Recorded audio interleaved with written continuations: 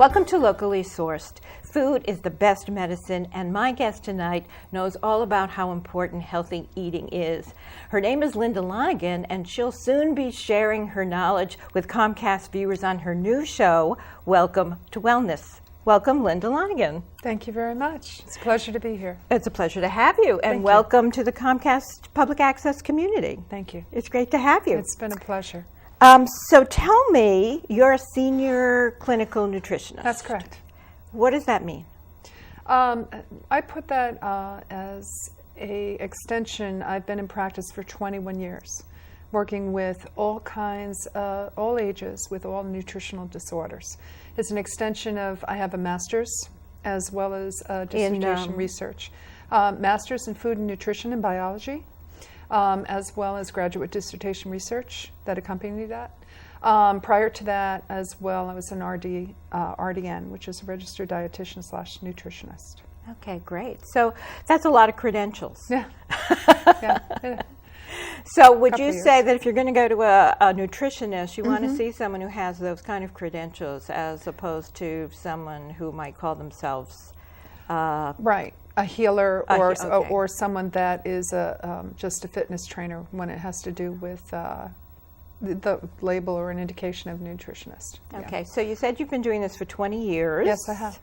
And you have your own practice. Yes, I do. So tell me a little bit about your practice. What do you do when a client comes to see you, or why do people usually come to see you? First off, a doctor will call me and indicate that a patient or client has a specific nutritional disorder. And then what I do is I say, I have an 12-minute free consult to orient myself to who they are and who I am so that we both can feel comfortable. I ask them to bring in their most present lab work, their medications, as well as any supplements they're taking. And generally just a week of a diet recall of what they're eating and drinking. Okay. And then they come in and they tell me that accompanied with their lifestyle and their physical activity. And then I design a specifically tailored program according to their needs. And then I follow through in terms of continual communication with their physician.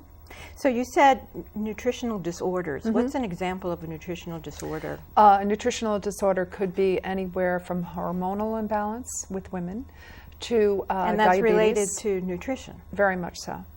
Very, very much so. With hormone imbalance, I found in my experience over the 21 years that things like processed foods, sugars, refined carbohydrates, these things can affect our body's ability to balance out hormones. Really? Yes, I have found that. Wow. Yes. That's kind of frightening. Yes, it is. So sugar can disrupt your hormones. Sure it can. So, and I what believe other? in my own opinion. Oh, okay. Yes. So what other disorders might there be? I mean, do you look at bulimia or anorexia? No, that falls into the category of a mental health professional. A nutritional disorder could be anywhere from a cardiovascular or heart disease person that needs help with blood pressure or cholesterol, to someone who has diabetes that just needs to have the right foods to accompany their insulin, to people that have celiac disease, to Crohn's disease. Can you give me a little information? I see commercials, Sure. right? I mean, if you watch television, you see a lot of pharmaceutical commercials. Sure. It sounds like everyone has Crohn's disease Right. and everyone has celiac disease. Can you Right. tell me what those two diseases entail? Well, the first one is the differentiation of gluten-free. Gluten-free is where you have a sensitivity to the glutein fraction of the protein, and that accompanies itself with feeling, generally, most of the time, you see bloating, or you see other problems in terms of digesting certain foods where you might feel lethargic or possibly some mood swings. You're just not feeling wonderful. The next level is when you have celiac, which is a more severe situation because that impedes your ability to sustain energy, to have nourishment, to absorb vitamins, minerals. Crohn's is where it gets to the next level, which it needs tremendous intervention with physician's approval, with the right medications, and specifically watching certain foods that might aggravate the situation. Okay, so Crohn's you actually need medication, but the other two you can maybe treat by having a healthier diet. In most cases, not all, but yes, in most cases, the celiac and the gluten-free. So what about obesity? I would Obesity. think a lot of people would be referred to you because they've just crossed the line And, sure. Is that true as well? Is that considered a nutrition disorder? It is, and I personally lost 60 pounds. So I really Congratulations! Thank you. But I really understand firsthand where people come from, and I try to create something that is not overwhelming, that works with their lifestyle, that is realistic, that isn't restrictive, but at the same time gives them leeway, but also is safe and healthy. It's something that's not so severe that it's difficult to comply. And prior to losing the 60 pounds, I experienced all of that. So I understand how to design something because, you know, I walk the walk. What I practice is what I share and preach is what I practice. Right. So, you know, I actually read an article recently, and I thought of you. It was a very depressing article. You know, homeostasis, right? So the body, you know, has an idea of the perfect balance of everything that's going on, and one of the ideas is your perfect weight. Right. So it's sort of, if your body gets the idea that your perfect weight is like, you know, 20 pounds heavier than you want to be, too bad, your body says that's what you should be. Right. And even if you diet and lose weight, it's going to go back to what it considers the weight for you. Have you heard that? I have heard that. If that's true, how do we get over the most important our thing, bodies? the most important thing I indicate to my clients is a weight that they feel comfortable with, that in terms gives them energy, sustains that energy, prevents mood swings, and helps them to function on a regular basis where they have something realistic with whole foods that they can live with. I think the old tables are outdated. I think that doctors really are in tune in terms of what is a good weight for a specific individual, depending on their blood work, depending on their age and their lifestyle factors. Okay, so let's talk about the BMI, because there's a chart in my physician's office that always depresses me. And it says age, and I think height, and weight, and you can easily, it seems to me, cross over into obese without too much trouble. What do you think of the body mass index? Yeah, as I indicated, I think they're outdated because I think as time has gone on, we've done extensive research, and I do a great deal of research, that there are many other factors that interplay. For instance, the BMI might indicate a certain range for a certain age, individual, and height, but is that person very active, or are they sedentary? Or is their lifestyle such that they eat on the run, or they eat healthy meals? What's more important is, you mentioned a very valuable word, balance.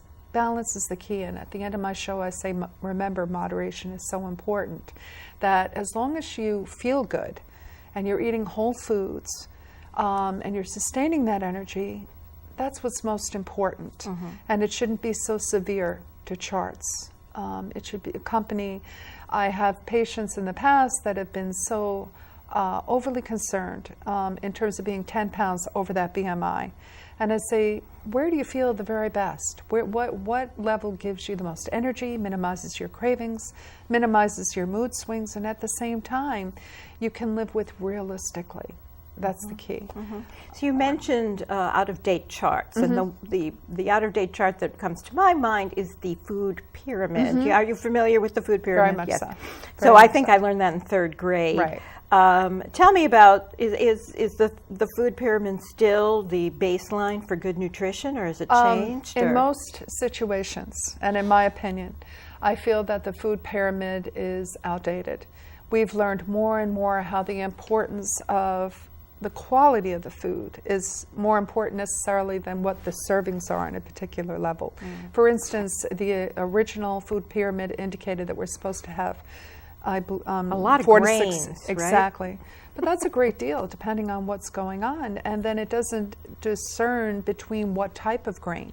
Are we talking about a loaf of Wonder Bread, or are we talking about a whole grain, which is like amaranth or quinoa or brown rice? That makes a tremendous difference, because the more natural a food is, the more we're able to have balance and moderation.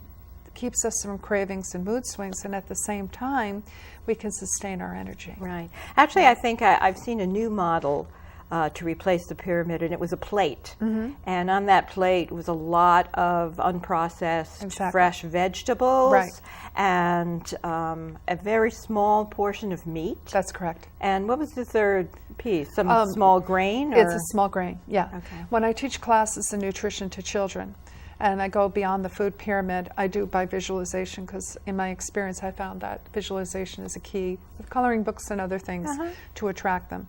And I try to show them the plate that you want 3/4 of vegetables, and then you want to have a small part of grain and then a small part of meat.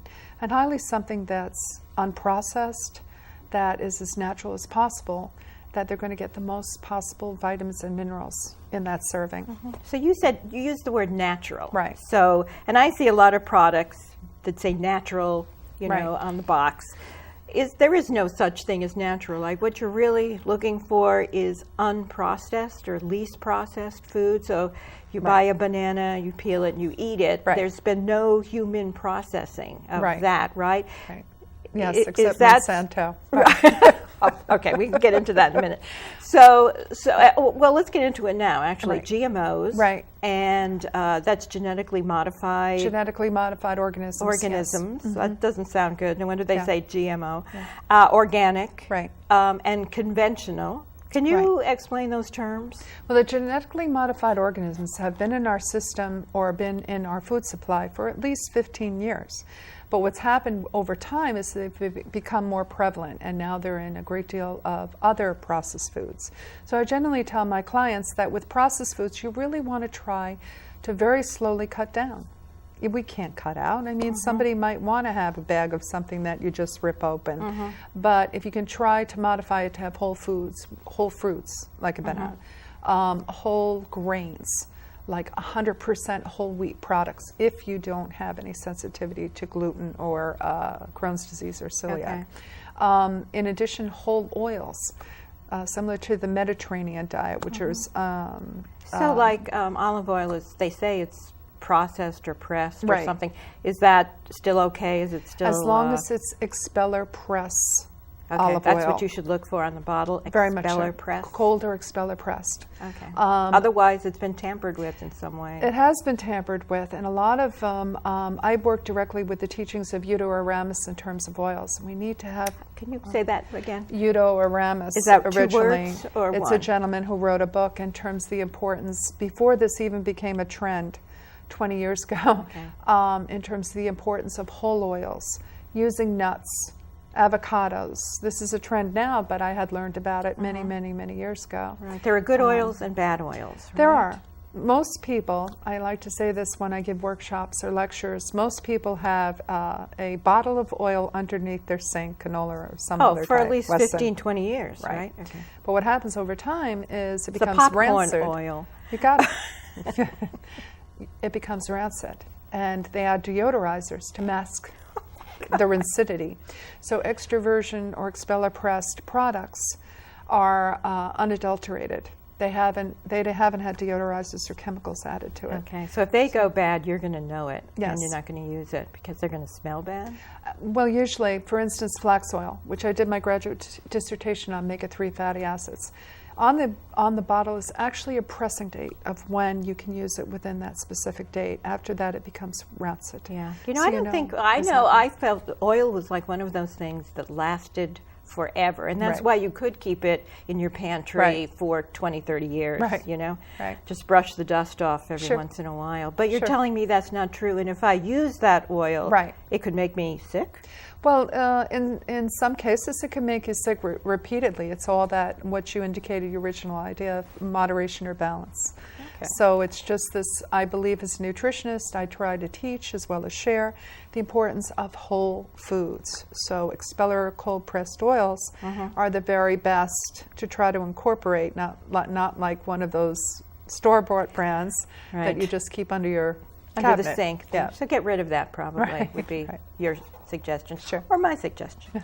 So let's talk about organic. Now, Right. when I see the USDA organic sign on the products that I buy, I feel like I know I'm getting a product Right. that is not overly processed, Right.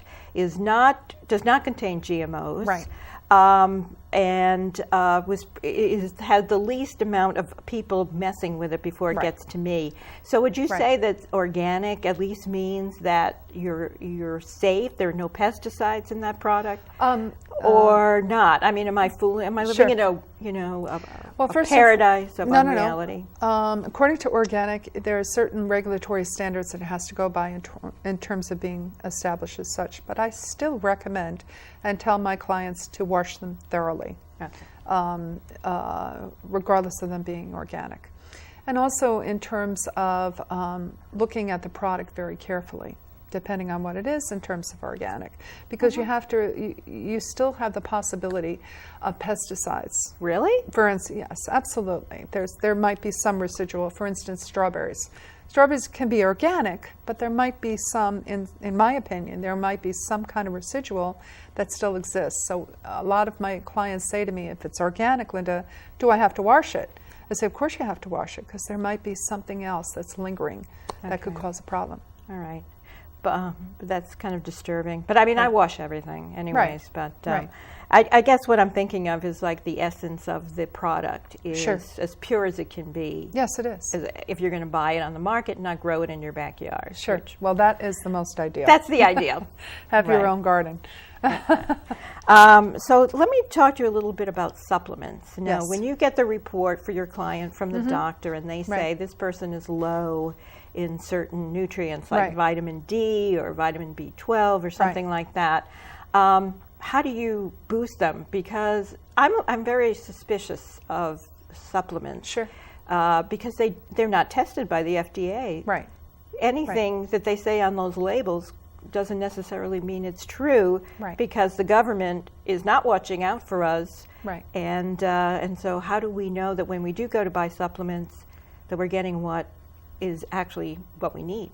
Well, as a nutritionist, RD dietitian, I first and foremost, I believe in whole foods as your primary source of getting specific nutrients. There are cases where you have a situation that's biounavailability to a person where they're not absorbing certain things. And usually by the recommendation of a doctor would indicate to me that this particular person needs to have CoQ10 because they're taking so much in terms of cholesterol medication. Or another doctor might say omega-3 fatty acids might be very important in terms of working with the cholesterol, the HDL, LDL, and working with triglyceride levels. But as a nutrition, I feel first and foremost is food, whole foods, moderation, balance. And then secondary to that, look at what specific nutrients can do. I took some pharmacology and graduate work, so I have an idea in terms of what nutrients do. And if you take too many things at one time, they cross out each other in terms of their efficacy. Right. That's my personal opinion. Okay. Yeah. All right. So, but what about when I go to the store and I buy, extra vitamin D? How do I know the potency of that vitamin D? Is there some sort of, other than the FDA, some kind of a certification for vitamins that I could trust, and I should only buy those vitamins and not the ones that are 3 for $1? No, I don't. What I go for with vitamin D3 levels, so your doctor has a blood test that can indicate where your level is relative to a baseline. And that is the best way to know in terms of what vitamin you need. And usually your doctor can indicate, well, I want you to take so much calcium in balance to magnesium with vitamin D3. In order to achieve more desirable levels. Right. So I guess what I'm getting at, they say go get those vitamins. Right. But how do you know that the vitamins that you're buying? Right. Because they have no certification that says this is the correct potency. Right. Is there a certification in the supplement world that I should look for that says this has been tested by Good Housekeeping and they say yes, you are getting 2,000 whatever of vitamin D in this pill? Sure. Well, it's very open right now. I generally advocate certain brands for certain situations. So there are certain brands you trust more than others? Absolutely. Is that what you're saying? Okay. Absolutely. So for one specific situation, I would recommend one brand. For another, I would recommend another brand. It's not one brand across the board. I think in that way you're not being as specific as possible. I worked as a scientist prior to my graduate work, and I did a lot of work with constituents of vitamins and minerals.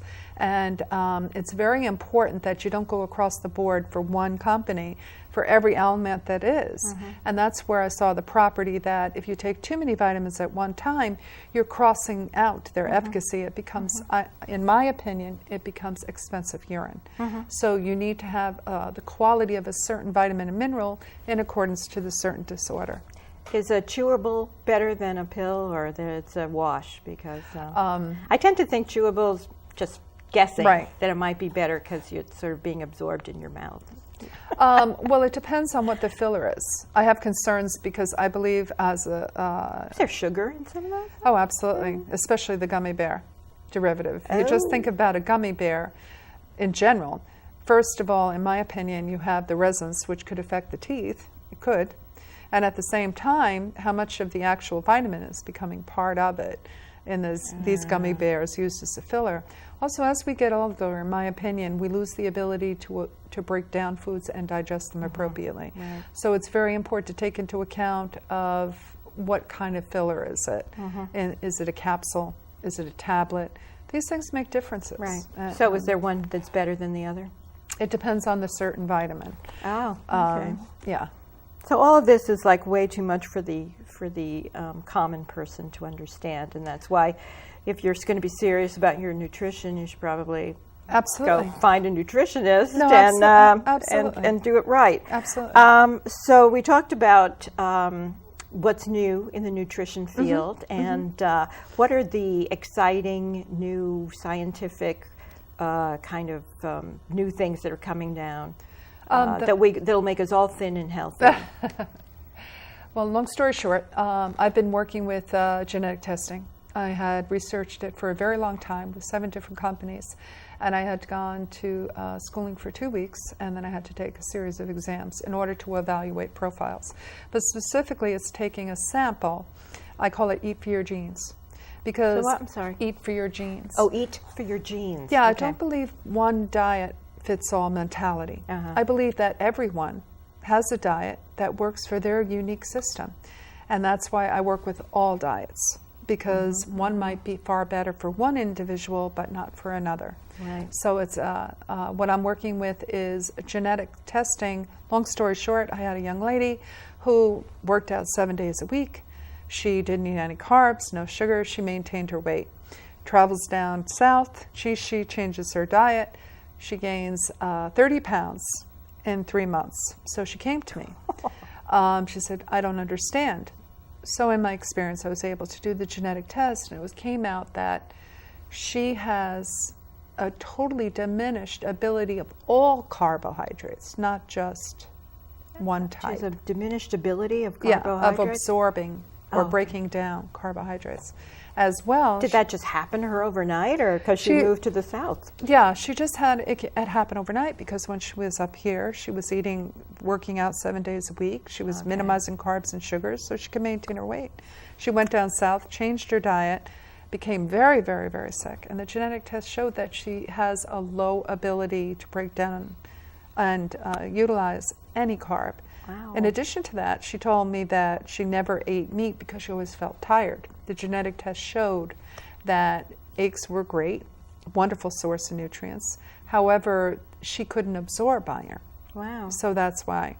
So the genetic test did that. So this helped her, that she lost 17 pounds right after that, within 2.5 months. So do you use genetic testing with some of your clients? Some of my clients. My clients that have very tremendous difficulties in terms of hormonal imbalance, in terms of losing weight in combination with possibly diabetes, as well as people that might have either advanced cases with digestive problems, that something could be found. Wow. So yes, I do. Right. Yeah. We're getting into the deep nitty-gritty here. That's good. Yes. So we only have a few minutes left. So I just want to ask you one question that's been burning in my mind for many years about nutrition. Do human beings have to eat red meat? I personally feel that other foods can provide what red meat provides. You have an exceptional level of iron from eggs. You have it from nuts. You have it. And is that why we eat red meat, for iron? I thought maybe we did it for protein. We do it for protein, we do. But the problem is, in my opinion, that the original meat that we had 10 years ago has changed because of the presence of hormones. Okay. So if you high eat, level. what about grass-fed or meat or? It's okay. I try to advocate that in balance and moderation to try to replace one meal a week, without any kind of red meat, to have it plant-based, and then eventually try to do 2 days of plant-based as opposed to And what about meat. fish and poultry? Well, fish, specifically salmon, somebody asked me this morning, you want to make sure that it is wild. It's not farmed, because farmed also has the presence of hormones and No, really? Yes. That's horrible. No, I know. I feel I gave up sugar 23 years ago. And in most candy, cookies, cakes, I do still ingest fruit to some extent. But I found that as our diets have progressed, the more we include processed foods, the sicker, in my opinion, we can become. Right. So plant-based, incorporating great foods very slowly can really help in many cases to better quality of life. So before we go, I just want to make sure that people know that they can get this kind of terrific information on a new show that you're co-producing and hosting called Welcome to Wellness. Yes. And so tell us a little bit about that. Why did you decide to do this, to create television and all about it? Yeah. I've been a nutritionist for 22 years. I've worked in hospitals, nursing homes, and I've taught, I've educated, as well as a published author and wrote for newspapers and magazines. And I always wanted to have a yearning to show people what else is out there that could help them in a journey towards better health and well-being. So you're broadening your message to a bigger audience. Yeah. That's fantastic. What kind of topics are you going to cover on your show? I have a lovely woman who's coming on to talk about Parkinson's disease. Okay. I have another one that's coming on that deals with massage. You told me you had your show booked out for a year. Yes, so I do. there are a lot of different topics coming up. Massage, diseases, obesity, I hope, or being obesity, overweight. Physical trainer. I have a holistic cook in terms of showing what dairy-free or gluten-free, or I have another specialist in terms of vegan and what that's all about. Well, I wish you the best of luck with your show. Thank I'm you so much, glad Amanda. that you've come into the public access Comcast Channel 8 Thank you. community, and I'm really looking forward to seeing it and all your guests. Thank you. We have to wrap up because we're done here. So wonderful. Thank you for coming, Linda Lonergan, and thank you to the terrific volunteer crew, and thanks for watching.